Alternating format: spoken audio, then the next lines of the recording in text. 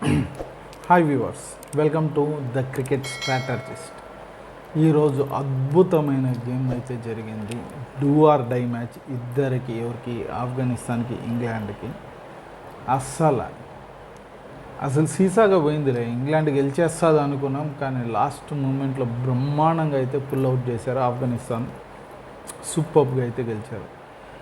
ఎందుకు do or die match అయింది అంటే, మనకి ఆల్రెడీ మన గ్రూప్లో అయితే రెండు ఆడేసరికి అయిపోయాం. మనం 2 గెలిచాము, బంగ్లాదేశ్ పైన గెలిచాము, పాకిస్తాన్ పైన గెలిచాము, క్వాలిఫై అయిపోయాము. న్యూజిలాండ్ వచ్చేసి బంగ్లాదేశ్ పైన గెలిచింది, పాకిస్తాన్ పైన గెలిచింది, మనం క్వాలిఫై అయిపోయాం. ఎందుకంటే పాకిస్తాన్, బంగ్లాదేశ్ 2 మ్యాచ్లు ఓడిపోయి అంతే.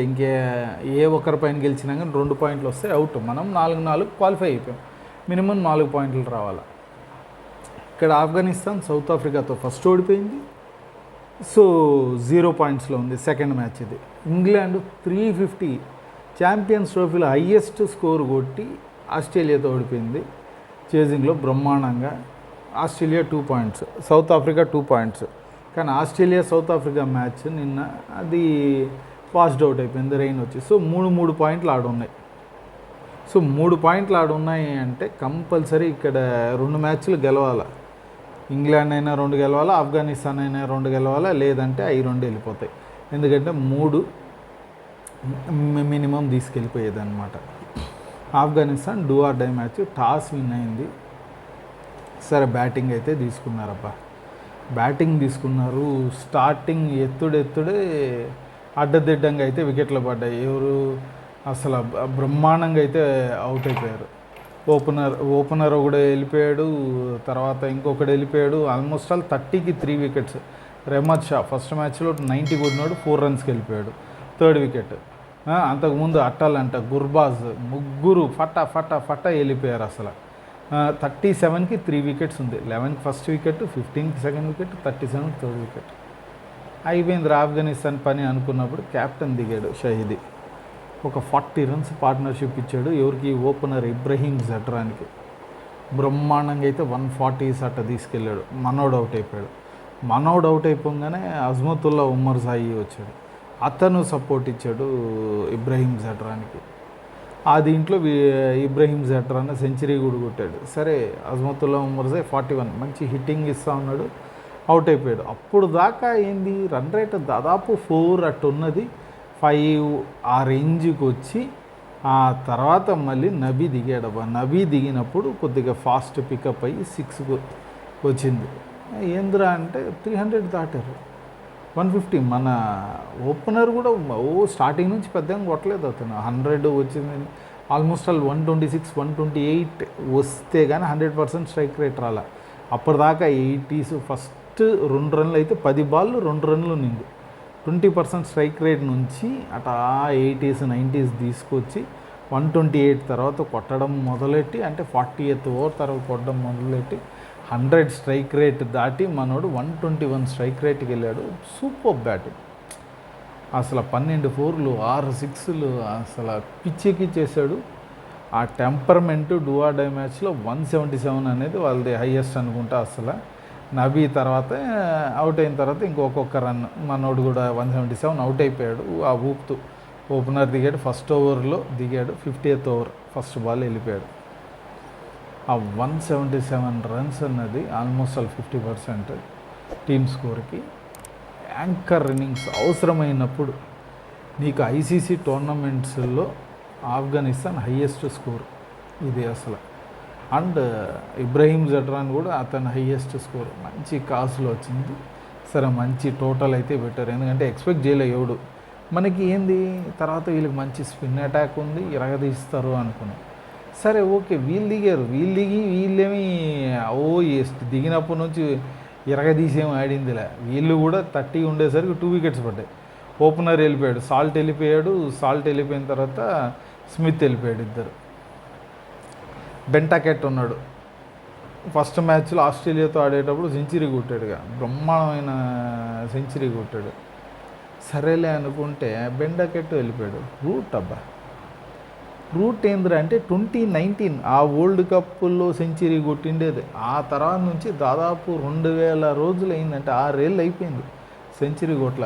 ఈరోజు నిల్చొని ఆడాడు చేజింగ్లో రూట్ క్లాస్ అనేది ఏదో చూపించాడు. సూపర్ ఆడుతూ ఉన్నాడు. ఇంకో పక్క అజ్మతుల్లో ఉమర్ జయీం వికెట్ల పైన వికెట్లు తీస్తూ ఉన్నాడు. 1 వికెట్ 2 వికెట్ మెల్లిగా తీస్తూ ఉన్నాడు. దాదాపు లాస్ట్ 10 ఓవర్స్ ఉన్నప్పుడు 90 రన్స్ 9లో ఉన్నింది. అట్లాంటిది 46, 47 6 ఓవర్స్ వచ్చేసరికి ఆల్మోస్ట్ ఆల్ 6, 7కి వచ్చేసింది రన్ రేట్. పెద్ద స్కోర్ లేదు. 30 రన్స్ కొట్టాల, 25, 26 బాల్స్ అట్ట తీసుకొచ్చాడు. అక్కడ నుంచి టెన్షన్ అయిపోయింది. లాస్ట్ 2 ఓవర్స్ ఓడిపోయారా ఆఫ్ఘనిస్తాను. అంత ఎక్స్పీరియన్స్ లేదు వీళ్ళకి. ఆ టెన్షన్ తట్టుకుంటారా లేదా? ఎందుకంటే రషీద్ ఖాన్ క్యాచ్ డ్రాప్ చేశాడు. చాలా ఇంపార్టెంట్ క్రూషియల్ పాయింట్లో క్యాచ్ డ్రాప్ చేశాడు. అరే ఏమైపోయిందిరా అన్నట్టు. వాళ్ళేమో కొడతా ఉన్నారు. అక్కడ మనకి ఏందిరా అంటే 8th వికెట్ పడిందబ్బా. 8th వికెట్ ఎవరిదంటే ఓవర్టన్.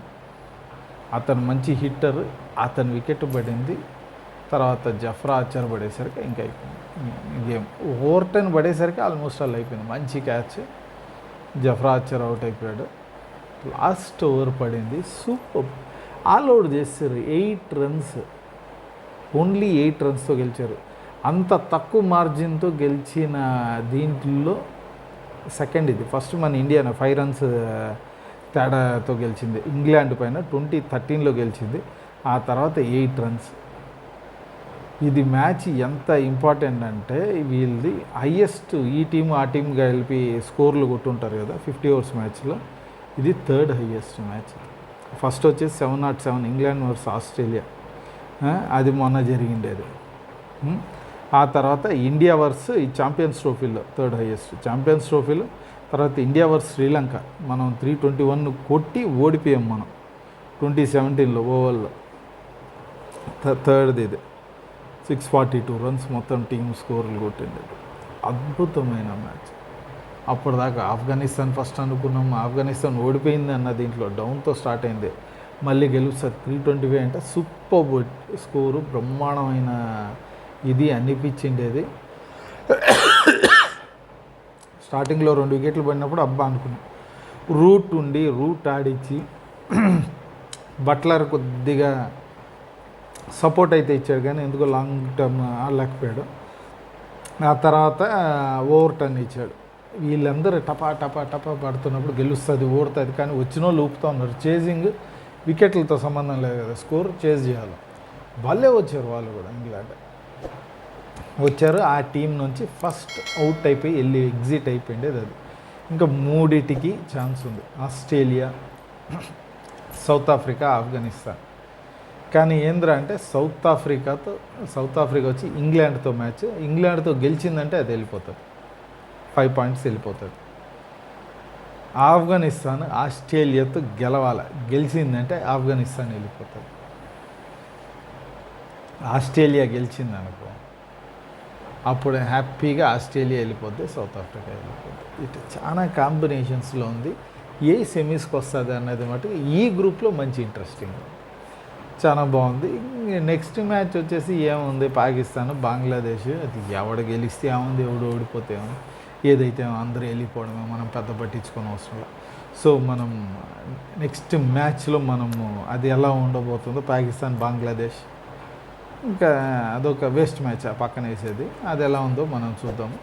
అప్పుడు దాకా ఈ వీడియో మీకు నచ్చిందంటే లైక్ చేయండి, ఇంకా నచ్చిందంటే మీ ఫ్రెండ్స్తో షేర్ చేసుకోండి. ఇలాంటి వీడియో మీకు ఇంకా కావాలంటే మటుకు మీరు మర్చిపోకుండా కింద ఉన్న సబ్స్క్రైబ్ బటన్ క్లిక్ చేయండి. అలాగే పక్కన ఉన్న బెల్ ఐకాన్ కూడా క్లిక్ చేశారంటే మా వీడియోస్ మీకు ఆన్ టైంలో వచ్చి చేరుతాయి.